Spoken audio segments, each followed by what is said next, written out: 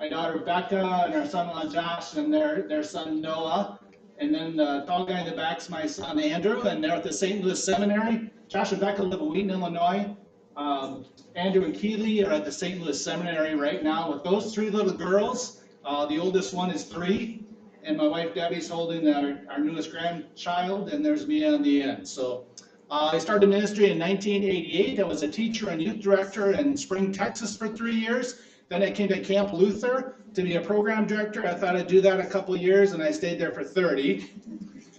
Then I did insurance for a year, and then this position with the LCMS Foundation opened up in the North Wisconsin District. I got an email from a former Camp Luther counselor that works for the foundation and said, you should take a look at this job. And I did, and started in March in this role. So very excited to be serving the church in this way, part of the LCMS Foundation. And so there's my greatest blessing, and I'll talk a little bit more about my grandchildren at the end of our presentation together here too. So good stuff. We all have a lot of blessings in our lives, don't we? And so what we're about is helping you transfer those blessings. I don't know if anybody said money or property or investments or things like that, but we'll be talking about those things too and how we can transfer those to the next generation, to your family, because certainly that's biblical, isn't it? People in the Bible had inheritances for their family members, and we all want to do that. But we also maybe want to see what we could do about leaving a gift for the ministries we most care about also as we think about that. When the Lord calls us home and we can't take it with us anyway, where's it going to go? Let's put a plan together for that. So the LCMS Foundation has been around since 1958. We do 3 things essentially. We sit down with people and help them put together their Christian estate plan, their gift plan. Then secondly, when they do go to heaven, we make sure that those gifts are distributed exactly like they wanted that to happen. And then thirdly, we help institutions and congregations of the church with their long-term investments, things like endowments and so forth, and we pool all those dollars together and we help them grow. And we manage a lot of money in that way for the church. Our team consists of people like me. There's 22 of us around the country that are gift planning counselors. And then we also have trust administrators and attorneys and a whole group of people in St. Louis that make sure all of this works and gets done just as we want that to happen. So thankful to be a part of this amazing organization, does great things. The foundation, I think, is one of the, it's not the only thing they do or only one to do this, but what I love about it is that we're always thinking about the future. We're thinking about the future of the church.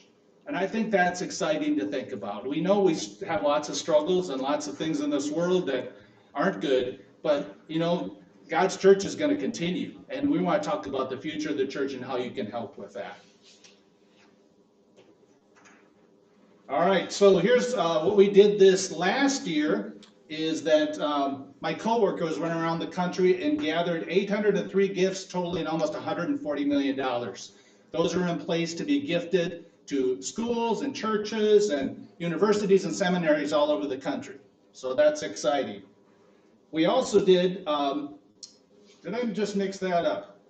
No, I didn't. This last year, we distributed over $38 million. That means, unfortunately, people have passed away. Their gift plans went to work, and now we're distributing the dollars that they maybe sat down 20 years ago and put a plan together. And now we get to share that with ministries across the country and send those dollars out.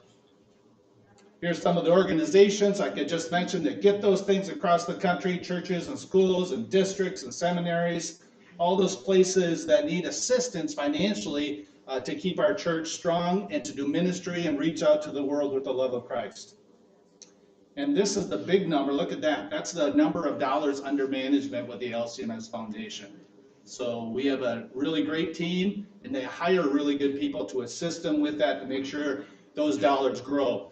The only reason the foundation, the LCMS Foundation exists is to bring dollars in and then to help them grow and then to send them back out to ministries. That's the only reason we exist. Is somebody said, what's their motivation? What are they doing here? I'm not selling anything. I don't get any commission on this. We just want to help you put a gift together. Then we want to help those dollars grow, and then we want to send them back to ministry so the Lord's work can be done. So that's what we're about. That's what we do, and I love doing this. So, all right, let's talk about what is a Christian estate plan. Well, can somebody read this for us? A plan for managing assets and wealth during your lifetime and after you pass away. It involves determining how your assets will be preserved, managed, and distributed, and deciding which people or organizations receive your possessions. It also includes creating a collection of documents that outline your wishes and instructions for your care and assets if you die or become incapacitated. All right, so there it is.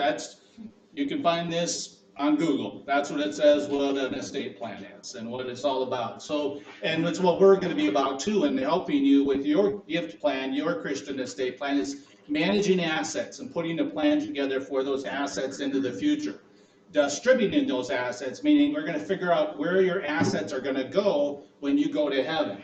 And then putting together other legal documents if you don't have them in place yet at this time, or if they need to be changed or altered in some way, legal documents like a will or a revocable living trust or power of attorney documents or guardianship documents. Those things are the legal documents that help make up an estate plan also. So we do those things, but this is what the world does in their estate plan. We're going to talk a little bit more what the difference is here. So what keeps us from planning? So here's some examples of the reason why a lot of people don't go through this process and get this done. It's too complicated, right? There's financial stuff and lawyers, and I don't want to do any of that. I just want to go to heaven. I don't care about any of that. It's just too complicated. Or we're in the stage of life when it's just too busy. You know, I just don't have time to do this right now. We'll just wait another 10 years and another 10 years, and someday we'll get this done because we're just too busy. Or this was us, I think, stressful. We didn't want to do this. It's just too stressful to think about that and where the money is and what's going to happen and making all those decisions and then having to talk to family members and get all of this done. That's going to be very stressful. We don't want to do that. Too serious, fear of facing death. So some people have this weird thought that if you start putting a plan together to die, guess what's going to happen? That's crazy. But some people think that, and sometimes we fall into that too. And so it is a little, we do have to talk about death, because we're going to talk about what's going to happen when you're not here anymore. And nobody wants to really think about that. I remember when we had our plan done, we had a family meeting, and my son, big, strong kid, and he's like, I don't want to hear this. He did not want to talk about when we're going to be dead someday and they're going to get our assets. He did not want to hear about it. So there's that too. Too expensive, and there are attorney fees. They do like to bill you by every 15 minutes or so. So there's going to be that. And even though I'm here to help you, you're still going to, in most cases, going to need an attorney for your Christian estate plan to get completed. And then really, it's not necessary. You know, I just have other things to do. I don't know why people would think that, but some people think that. So what can happen without a plan? Have you ever thought about this? What's going to happen if you pass away and you don't have a plan? Well, you've invited the state of Wisconsin to participate in the process. And so that means a probate court is going to be involved, and they're going to make decisions about where your assets are going to go because you haven't put a plan together. So, I mean, we trust the government for a lot of things, but do you really want to trust them for that? I don't know. I'd rather have a plan together rather than the state determining where my assets are going to go when I go to heaven. And what about your children? For those who have children that are not yet adults, yeah, a legal guardian is going to be appointed if you don't have a plan to watch over your children. They're also going to be appointed, somebody else, could be a different person, appointed to make decisions about the assets you have left for your children and how that would work. So Some of you maybe don't have children of that age. Some of you do. Maybe you have grandchildren and maybe their parents don't have a guardianship in place yet. So let's talk a little bit about a Christian estate plan. Well, in a Christian estate plan, in the first bullet there, we're looking to organize all of our assets, put a plan together for all of those. But we also want to provide gifts to our family and to the ministries we care about. And then secondly, we want to find the best assets that you have. Which assets would be best to give to family? Which assets would be best to give as a gift to ministry? And we help sort that out with you. Also, the best methods of giving. Do we want to give our inheritance all in one lump sum to our children? Or would we like it to distribute it to them over a course of years? Which would be the better thing for our children at this time in their lives? So we can help think about those, and also the best gifts. Which ones are the best ones to give? And so gift plans are accomplished through a will or a revocable living trust, beneficiary designations, gift planning instruments that I'll talk more about, taking care of your final affairs on behalf of your family and ministry. So that's what a Christian estate plan is. We don't separate the Lord from this. We include the church and the Lord's ministry in our plan. And so that's what we're about helping you do. Questions or thoughts so far, anyone? Got you thinking? I hope so. All right. Why is a Christian estate plan important? Number one, peace of mind. And I'm experiencing that with people right now that I'm working with. And I only started in March, and some of those plans are coming to the point where we're going to get them done. It takes quite a while. But I can already see the peace of mind that it's providing with people. This has been lingering for a long time. We've never got this done. We're finally going to get this done, and we no longer have to worry about this when we go to bed at night. And so that's a real thing about peace of mind. It's a good thing to get it done and get it taken care of. Secondly, then, just the joy of the gift. And knowing there's joy in giving. There's joy, and some of you talked about it. But there's joy in giving to others. There's joy in giving to the Lord. There's joy in leaving the Lord a gift when we go to heaven and be with him someday, and knowing that that's going to help move the church forward or the ministries that we care about with that. Secondly, we should do this for our spouse and our family. Get all this organized. Do this if you're married. Do this for your spouse, so that when you're gone someday, they don't have to deal with this without you. They don't have to try to figure out a plan because there wasn't a plan in place. They don't need to figure out where all of the money is and all the different accounts and who the beneficiaries are and how do I find it and what's the password and all that kind of stuff that is not fun. Do it so that you're taking care of your spouse. I think that's one way we can bless others in our lives, by taking care of that. Do it for your children. Make sure that they have somebody there that's going to take care of them if they're a minor.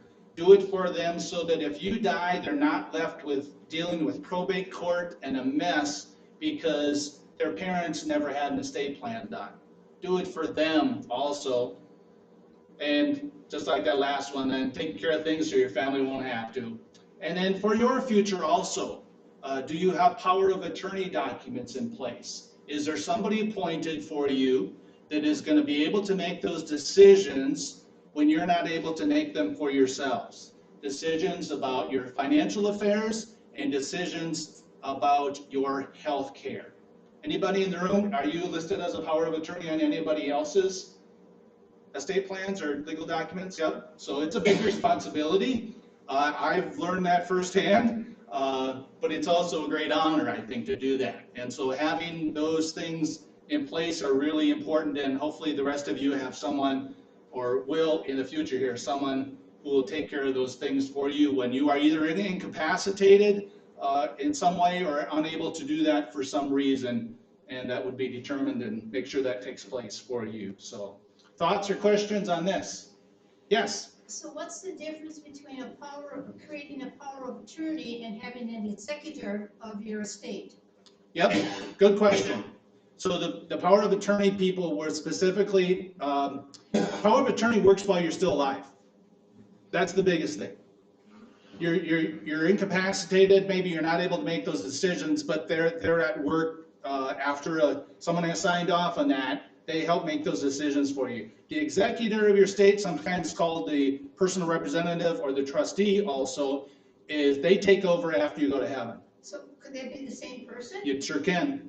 Yep, absolutely can. Good question, very good question.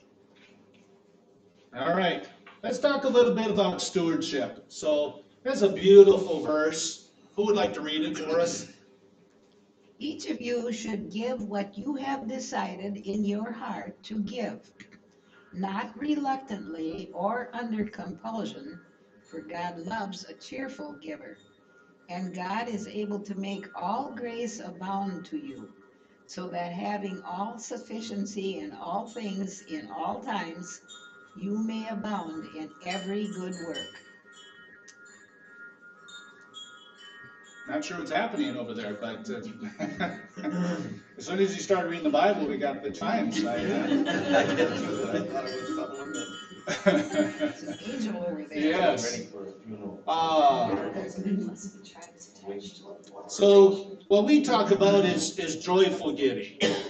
So we want you to give what you want to give. I'm not here to tell you you should give this or give that or give this amount or give that amount.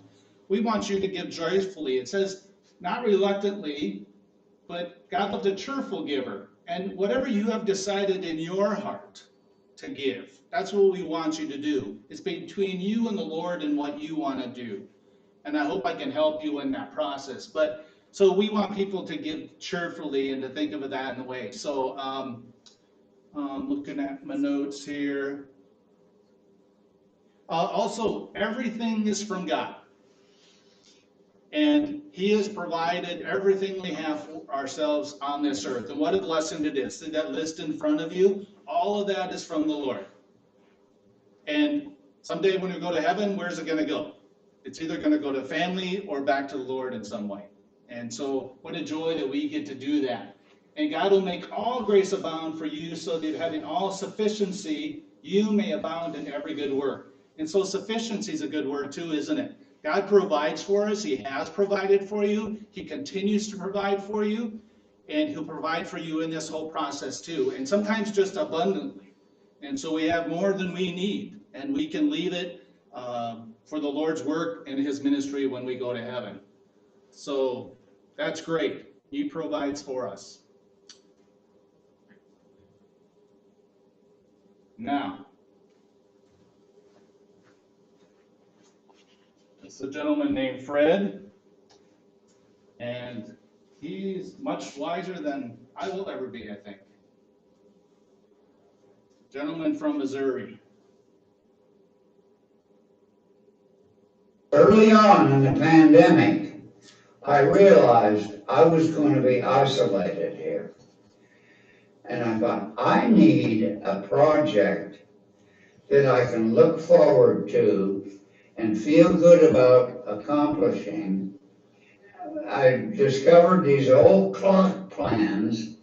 I finally finished that clock after almost 2 years because there was no deadline. You know, well, what's the hurry? Who knows how long this pandemic is going to last?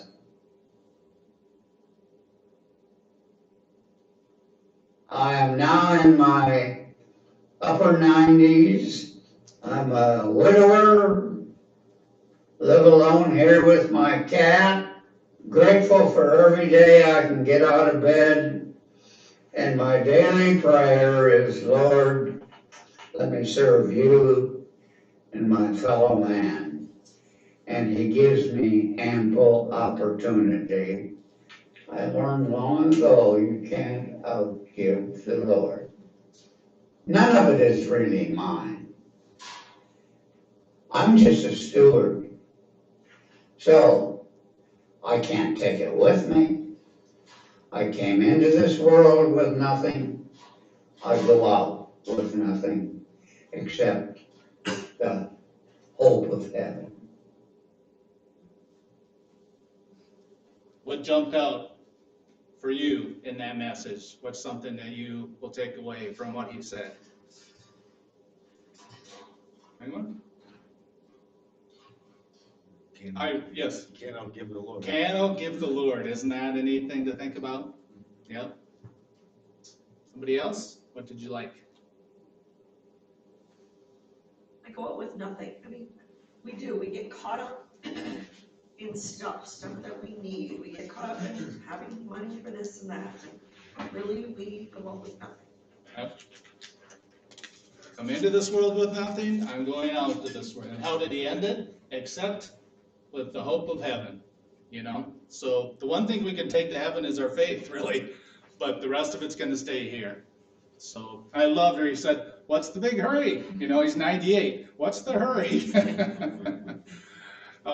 So we can learn from other people too, can't we? And the wisdom that they have. And he talked about none of it's really ours. We're just managers. We're just stewards of the things God has given us. We're responsible for them and taking care of those things, and then to pass them on either to somebody else or to the work of the church when we go to heaven. And so that's a different way of thinking than the world wants to talk about our stuff, right? They just want us to buy more and more and accumulate more and more and impress other people with all of our stuff. But he's just saying none of it's really ours, and that scripture will account for that too. It's none of it's ours. It's all from the Lord. And, one reason we give at church is a reminder of that, isn't it? Because either our tithes or our offerings are a reminder that we're giving back to the Lord. But we're not giving back to the Lord something that belongs to us. We're giving back to the Lord something that was already his. It's already his anyway, so we're just giving back to him. And so that's what we practice at the LCMS Foundation, and think about returning to the Lord that which was his already anyway. And so that brings a lot of joy and freedom for us in our lives to think that way rather than what the world's saying to us. So, all right, so that's where we kind of base things on. Oh, there he is again. So here's a blueberry pie. That little slice there. So that makes up about 2% of the pie.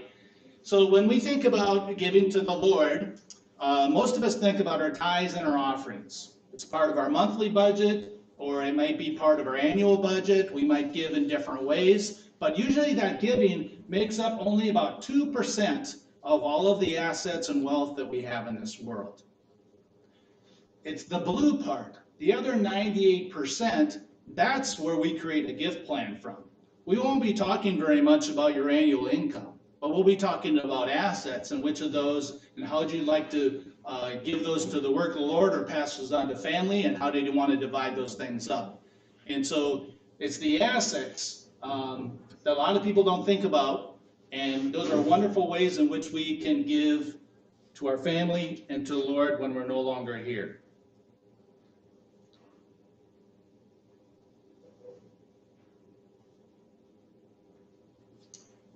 One other point, because they're assets, and I'll say this personally, but a lot of people are like, we never thought we could leave this large of a gift. They never thought they could do it.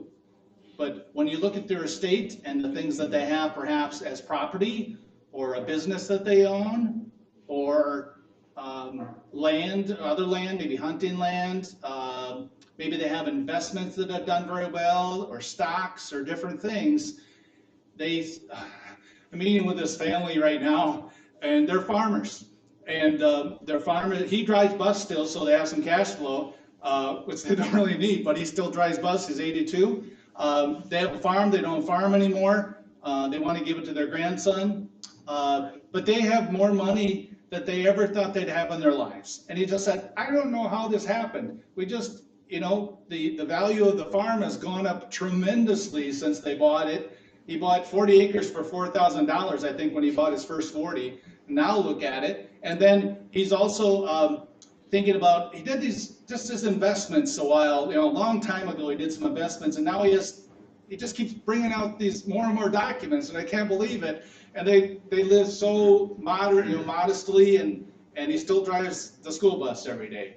but they want to give back to the Lord in their lives, and that's what they're planning right now. So, all right. So your gift is a big part of your overall estate plan, and what we do, that's what I'm going to be focused on. I'm going to help you with the other parts of your estate plan, but I'm really there to talk about your gift and to help you through that, but we'll help get it all organized together. Organizing around that joyful task of leaving something for the Lord's work. And then when we prepare the legal documents, we do that so that ensures that what you want done gets done. And so if you create a gift plan, there's going to be legal documents that our attorneys in St. Louis will draw up, and they do this every day of the year, almost, and they are experts at it, and they'll draw up those legal documents so your local attorney doesn't have to do that, which can be very expensive for your local attorney to do it because they don't do it all the time like we do. And so we draw up those documents so they can be used as part of your estate plan, and it's those documents that make sure that your gift takes place like you want it to happen, in some cases. It could be other things too. And then the whole time, keeping Jesus at the center. And so one thing we do to do that is to provide you with some samples, but you can write your own.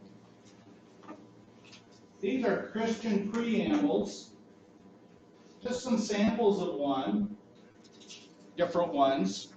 And a lot of people like to do this at the beginning of their plan, so that when they are in heaven and their family sits down to open up all these documents and take a look at everything, the first thing they see is your Christian preamble, telling them that, you know what, why did mom and dad, why did they do this? Well, here's an explanation of why they did this. And they wanted to use this document also as a way to convey their faith in the Lord. And so you understand that as you're reading these documents now that they love the Lord and they want to leave a gift to the church or some ministry as a part of their estate plan. So here's some examples of those that you can utilize if you want to. You can also write your own. But it's a great time to leave that final message for your family that you want them to read now that you're gone into heaven. What do you want them to hear?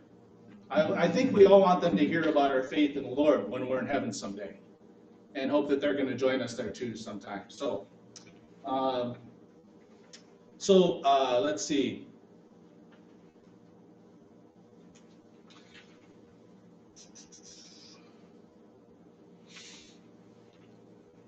When we're talking about giving to the Lord in different ministries also, a lot of people choose their local congregation as their primary thing to choose, and that's wonderful. And I think here at St. Paul, you could perhaps designate some of those too. If you want to give it to the general fund or to an endowment, you can do that. You might be able to direct it to the school if you want to. But there's a lot of other ministries in the Lutheran Church also that you might feel like you want to support, like one of our seminaries or one of our universities, Lutheran Hour Ministries, Lutheran Bible translators, different things like that that also could use support.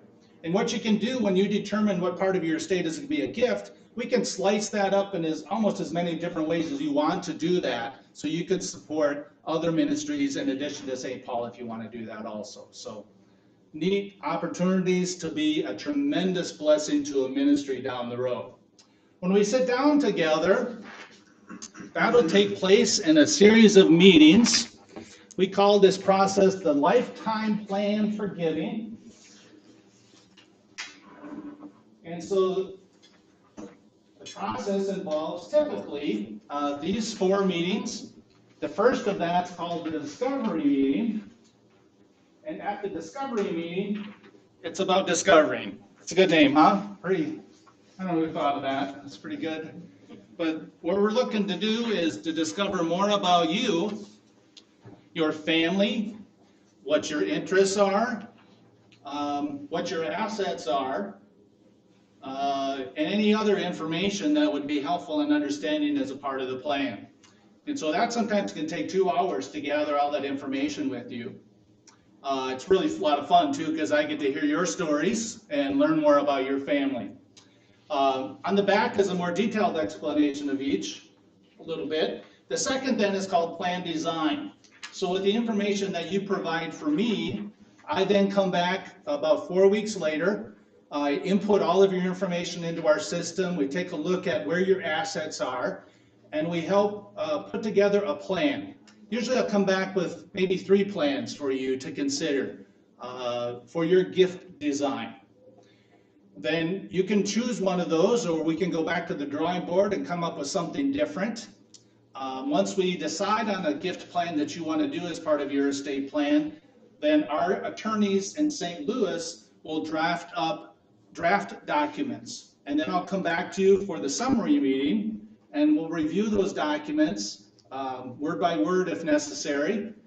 And then we will also talk about the rest of your estate and get all of that information together and help you prepare for a meeting with an attorney and help make that happen for you in many different ways. And the last one's called implementation. And your plan isn't implemented until legal documents are signed for that to happen. A lot of times, none of your gifting takes place until you are in heaven or your spouse and you are both in heaven. A lot of things are initiated by your passing or the death of the surviving spouse, sometimes we talk about. And so at that point, that's when the gifting starts, but it gets implemented when we get all those documents signed with an attorney, and that's a good day also. So any questions on that?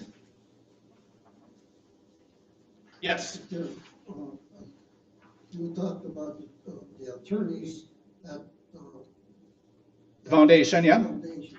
Do they charge like the other attorneys? No, that's the real blessing.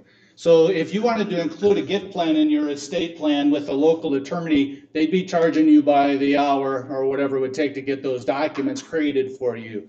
This is what we do as a service to the church and a service to you, is that our attorneys in St. Louis are drafting these documents at no cost to you.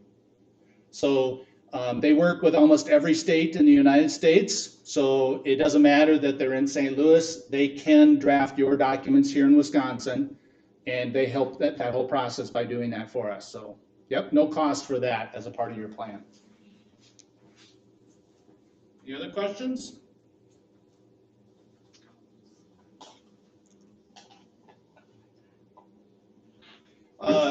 They told me this when I started, and I didn't believe it. They said the average plan will take 6 to 9 months to complete. I said, there's no way, why can't we just do it in a weekend? You know, and nope, it's gonna take 6 to 9 months. So once I've started working with people, I start to understand this a little bit more, because we're talking about some big decisions. And some people need some time to make those decisions, and they wanna pray about it and think about it. You might have to talk to family members about your plan so they're aware of what you want to do. In fact, we encourage that so that your children aren't surprised someday when they open up your estate plan and, whoa, they're giving all this to the church?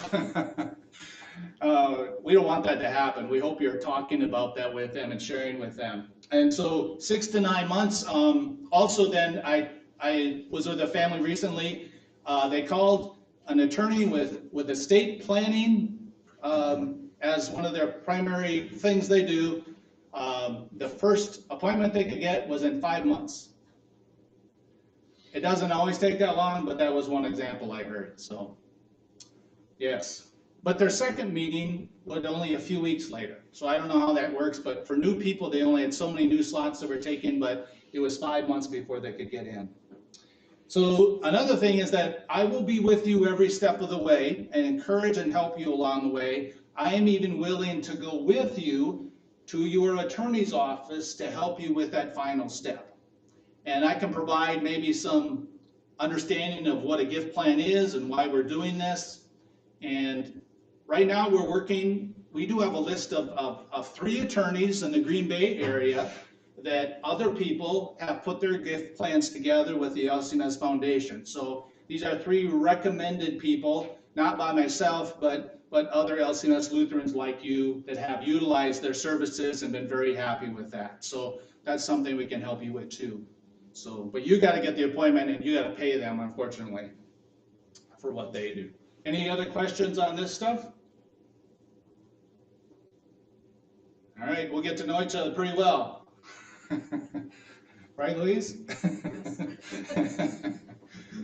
So you might be starting from scratch today, or you maybe already have a plan in place. Maybe you have a will, maybe you have a revocable living trust, maybe you have some of these documents in place.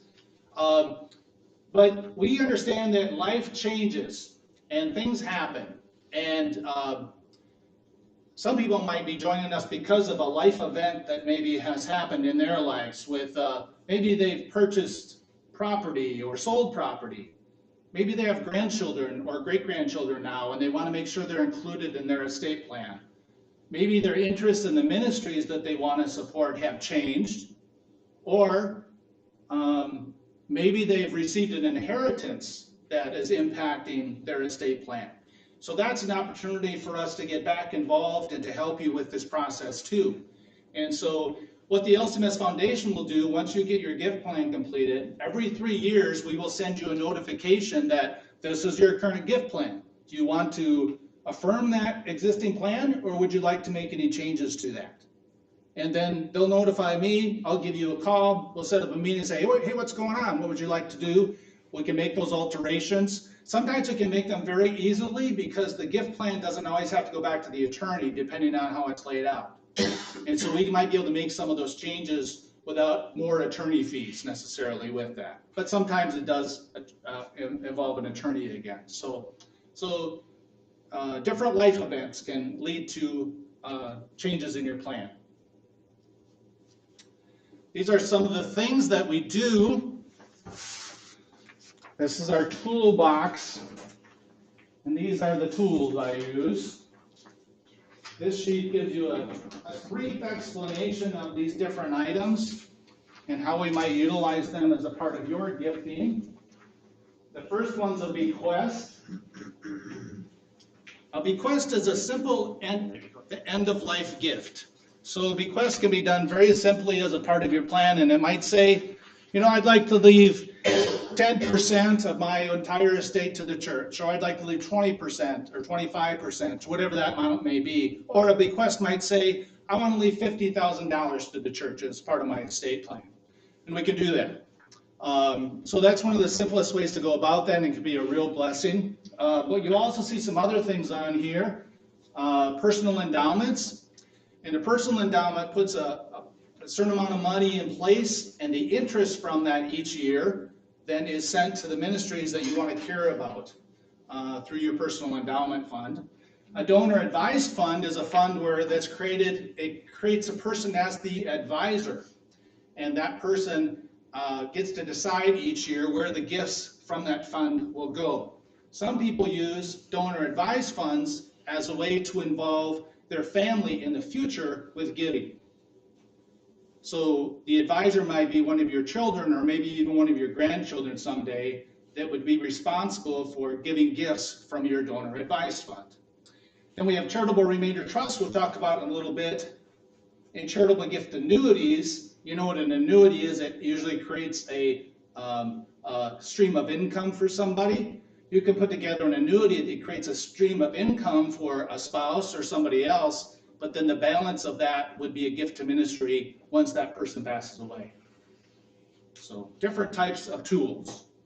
And I don't want to get too deep into those, but we have a lot more information on each of those. So I added this slide because it's really important. It's often overlooked. This is called the beneficiary tracking form. So every account that you have with a bank or an investment company or an insurance company, if you remember, when you set those up, you had to pick who the beneficiary is going to be, right?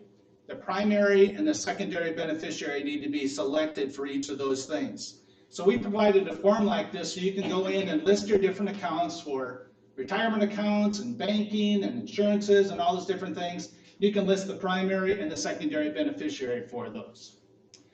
If we do your gift plan and you decided that from a particular IRA, for example, I would like to leave that IRA for the church, one of the best ways for that to happen is by changing the beneficiary.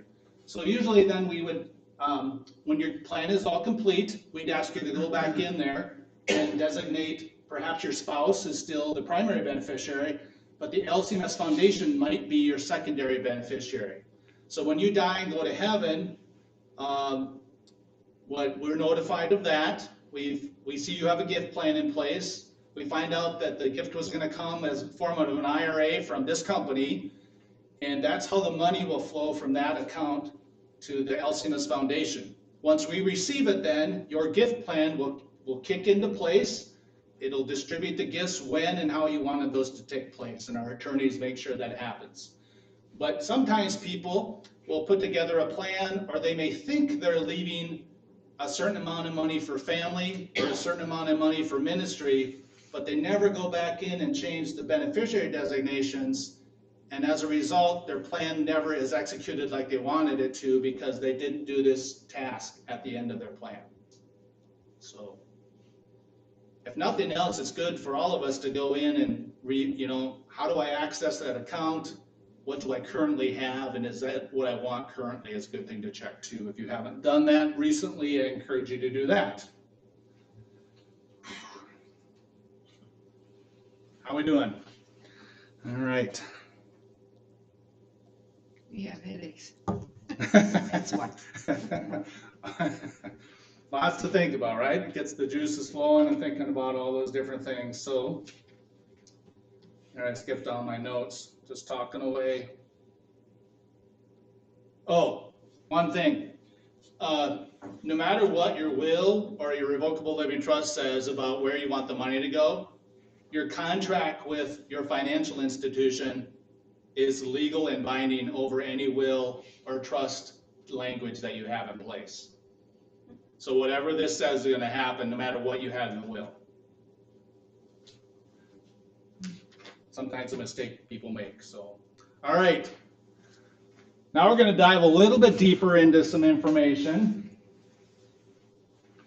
Next are some examples of a gift plan design that we do. Somebody named Martin and Catherine Luther. I don't know who they are. And just an example. I think he sold quite a few catechisms from what I can see in the income here. So stay on the first page with me first here without turning the page. And I'll have it up on the screen here so we can look at both of these things together. So you see at the top it says diagram, current plan. Oh, wait a minute. You should have, okay, turn to the one that, no, wait, middle red, bottom, 510,000. I think they're all good. Okay, so we do and then other investments, and then life insurance, and then retirement and annuity. One of the reasons we line things up like that is related to taxes. And so, as I said earlier, we want to find the best assets to give to family and the best assets to give to ministry. Some things, when you pass them on to be taxed as regular income. And so in this case, over here on the left, you can see the retirement annuities are $1,700,000.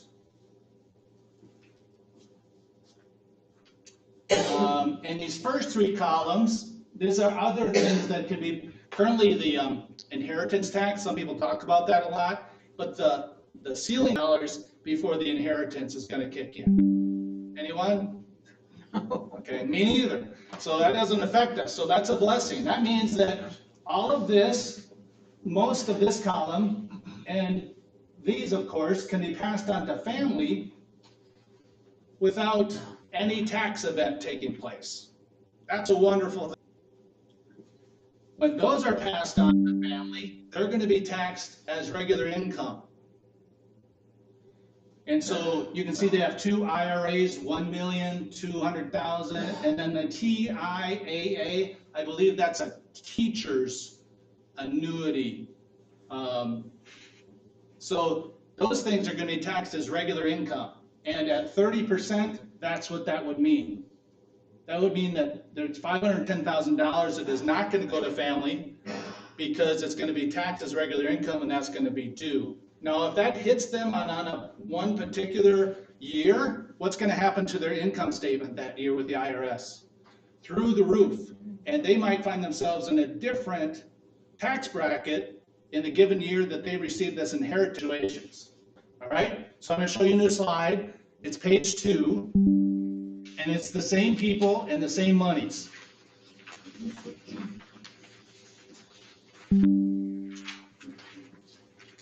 All right, we have the 4 columns again: property, investments, life insurance, retirement accounts. All right, this time, look what's here. It says 0. Well, family's going to get the dollars we talked about, and then it says 0 here for taxes. So we've added a new box here called the Charitable Remainder Trust on the right. So when Martin and Catherine pass away, the dollars that are in their retirement annuity entity, they're going to go in there and sit there. And then what we're going to do at the foundation, we're going to help them grow. And in 20 years, those dollars are going to double. Every year of those 20 years, it's going to create an income stream on the bottom left for the family. And so they're going to start getting years with a total amount. We just created, it says 0. Well, we didn't get rid of those taxes, but instead of having to pay all those taxes in one tax year, they're going to pay taxes on each of those payments they get each of the 20 years. So unfortunately, we can't get it to go away, but it's dispersed over 20 years, and therefore it isn't as hard to swallow as it may be if you had it all at once. It twice trust, because those dollars doubled, and now at the end of 20 years, that original money that went in there, that $1.7 million that went in there at the beginning, it's still there. All the interest went out to family over 20 years, but the main part, we call the corpus, is still there. And that then goes to ministry in a gift of $1.7 million. Now, these are bigger numbers. It might not apply to everybody, but you might be surprised with the value of farmland and different things around here also. But it doesn't matter what the amounts are. It's just that this is the thing we can do to help alleviate some of that taxing by giving the right kind of gifts to family and the right kind of gifts to ministry. And it's okay if you didn't catch all this, or if I didn't explain it very well. We'll get to the bottom of it if we put together a charitable remainder trust for you. Yes? So then, essentially, it's like giving 1.7 to the, or it is giving 1.7 to the ministry, but you're also giving that interest that's being created off of that. That's what giving it twice means. Yep. That's, even though you're giving it to the ministry, you're not giving it to your heirs. Right. The interest is a bit kicking on top of and sending to your Right. family. Is that right? It is, and it's I mean, this is one example where you're giving an enormous gift to ministry, but your family's getting no less. This is still the same amount of money that it was here with the total of the estate as the dollars they get. It's just much of it's over 20 years rather than all at once. They still get the dollars, it's just over a period of time rather than all at once. So it's an amazing thing that the IRS lets us and other charitable things do to create these. It helps with taxes by dispersing them over 20 years, so they're not left with a huge tax event. So, so that's a big number, but our bare minimum is just $150,000. So a lot of people can do that from investments or in other ways too. And let's see, the third page added something with the stocks here. So some people have stocks and they want to pass on also, but stocks are always going to be subject to, well, not always, but there's annual gifting limits. So if you pass on stocks to family, they may be responsible for the taxes on the capital gains on those stocks. If they go to sell them someday, there might be taxes. So stocks can be also something you can give to ministry and stay away from taxes if you wanted to do that. So we'll talk about that with anyone in that situation. Any other questions or thoughts on these things? It's just an example. Notice in the middle it says for illustrations only. Please consult your tax and legal advisor. So, and I should remind you that I am not an attorney and I am not a financial planner. But you should still have those people in your lives, but I can help you get a gift out of your estate. So I'm not good for nothing.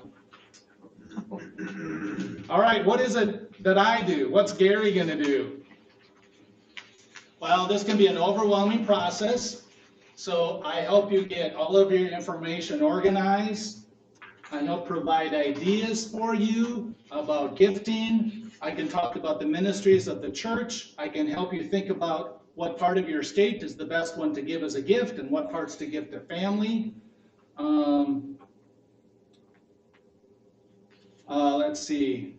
It talks also about paying attention to details, and we do a lot of this. And so we're going to help you make sure that everything's correct and as you need it to be for your gift plan. I'll encourage you. Sometimes I might bug you, saying, we need it, and I'll pray for you through the whole process and get your gift plan completed for you. And so I love this. I love the title counselor, because like I said, I'm not selling anything. I'm just here to help you. I worked at Camp Luther. I know what a counselor does, right? To get to the end, whatever that means for you, what you want to do, it's your plan. I'm just here to help you get your plan done. All right? Here's my promises to you. It's confidential. I did talk about the farmers earlier, but you don't know who they are. So if you have a great story, maybe I'll share it with somebody someday too. But never who you are, never dollar amounts associated with you. My wife doesn't know about the gift plans that I'm working on. I don't share that with people. So there's no fee for my time with you. We talked about that. And your goals will be honored. It's your plan. I'm just here to help you get your plan completed. So questions, thoughts on that? We're getting towards the end. It's Sunday afternoon. We started this because they want to see this happen. If you're leaving a gift for ministry, if some of it's coming here to St. Paul, then St. Paul's going to be in a good position in the future. It's going to be a healthy church because people are supporting it, and we want that to happen financially and in other reasons to get this done. So that's why we do this. Our North Wisconsin district is Highway 10 and north in Wisconsin and the UP of Michigan, most of it makes up our North Wisconsin district, 217 congregations, I believe. And so they said, we believe so strongly in this. Any church that was a second church to sign up for this and work that I'm working with. So very excited to be here, be a part of that, and to help you. So,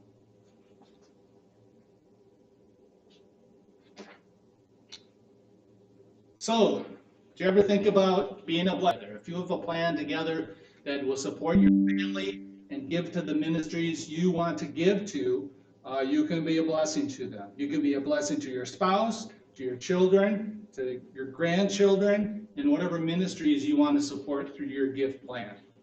When I worked at Camp Luther, there was 3 different families. Usually around early November, I'd get a call. And way back when, their parents had put together a donor-advised fund. And this lady was the advisor. And she said, it's that time of year again. What do you need at Camp Luther? And so we put together a list of what we needed at Camp Luther, and they'd write a check and pay for it. What a blessing that was for Camp Luther. But was it also a blessing for this lady? She was taking care of her family's wealth and gifting that to the church. You can't tell me that doesn't feel good to make that call every year and to write that check. I think that'd be a lot of fun to be a part of that. And so what a blessing that is that they thought ahead to create a gift that is now blessing a ministry. And maybe St. Paul someday will have a donor advised fund, and Mr. Aaron, yes, we'll get a call from somebody and said, I'm in charge of my parents' donor advised fund. What do you need at St. Paul's Lutheran School this year? And because you put a plan together, that would happen. So wonderful thing. So you can be a blessing to others and to the church. And we're traveling everywhere. The middle of the 3 girls lives in St. Louis with our son Andrew and family. This is Noah, and he lives in Wheaton, Illinois, with my daughter Becca and her dad. And then that's Adelaide, who was born back in September. And that's Naomi. She's the oldest. So very, very sweet. And we just decided that this is what we want to invest our time and our energies in now. So if we're traveling, it's usually to see them, and sometimes their parents, but it's about them, really. And so that's important to us. And we put a gift plan together also that's going to send whatever inheritance there is. My daughter Becca's going to receive it, my son Andrew's going to receive it, but we also wanted to go to them. and to help them in whatever's coming up in their lives, whether it be college someday or whatever their needs are. So we want to put those gifts in place so that they're taken care of down the road. And so we can think about family in this whole process. But we also put in what we did. We looked at our entire estate, and we didn't do anything fancy like this. We just said, we're just adopted ministry as a third child. So whatever's left, my wife and I go to heaven, 1/3 of it's going to our son Andrew, 1/3 of it's going to our daughter Becca, and 1/3 of it's going to ministry. And so we chose ministries that we really care about, one of which is Camp Lutheran. I was there for 30 years. I should care about it. And I'm hoping these rugrats are going to be there someday too, just giving them all kinds of trouble. That would be wonderful. And the other one was NEW Lutheran High School. My wife went there. She was the third graduating class at that school, and it had a tremendous impact on her life. And so we want to give dollars there too. So that's a little bit about them. It's a little bit about the future of the church and doing something for ministry into the future to make sure it's here for others to enjoy and so on. Questions? All right. This is the post-presentation survey. So if you could please fill this out. Some of you already have. If you pre-registered, you don't have to put your phone and email down, but you're welcome to do that if you pre-registered. But then down below, there's a few check boxes and any other information you want to talk to me about or let me know about. So these are those next steps. Let's meet, selecting a time, then you can start gathering information, and then filling out this lifetime plan for giving survey, presentation survey. That was that. I'm catching up. So, if you want to book an appointment with me, tomorrow sometime, if you have an email, you're going to get an email from me inviting you to sign up for your first appointment with me. So you can click on the link in that email if you want to. And what that'll do is open up my calendar, the different time blocks that are available, and you can select one. And that'll notify me, and we have a meeting set, and then we'll meet and start getting going. The other way you can do that, I've seen this at your church here, it's on the back of your bulletin even, you have one of these now. So you can also do this today if you want, and scan it with your camera on your smartphone and select a time for a meeting if you want to do that today. But Where do you meet? good question. I've had that asked before. So we usually meet in your home. That way, if we need to dig through the cupboards and stuff to find the documents, we can do that. I don't know. It's just better to be at your home because sometimes it's confidential stuff, and it works best to be in your home. We can talk openly and things like that. I can meet your dogs and cats and stuff like that too. So, any other questions? I'll pass these out. I'll be around. I know I talk fast. I was a little conscientious about things, but.